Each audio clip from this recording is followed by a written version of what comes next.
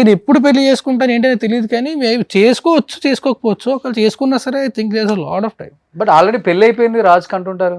అనుకోండి, మీరు అనుకుంటే మరి ఎందుకు అడిగారా క్వశ్చన్? అంటే విన్నా నేను, అది తెలియదు కదా. అనుకుంటే ఎందుకు అడిగారా క్వశ్చన్? అదే చెప్తుంది, నాకు తెలియక మిమ్మల్ని అడిగాను, మీరు ఆన్సర్ ఇస్తారేమో. నాకు అసలు పెళ్ళని కాన్సెప్ట్ మీద నమ్మకం లేదంటే ఎలా చేసుకుంటానండి. Believe in that. నాకు గొప్ప గొప్ప వాళ్ళందరూ కూడా తెలియకుండా పెళ్లి చేసుకుని మాకు పెళ్లి అయిపోయిందని చెప్పిన వాళ్ళు కూడా ఉన్నారు. నాకు అసలు కాన్సెప్ట్ మీద నమ్మకం లేదు. I don't even believe, I never use to.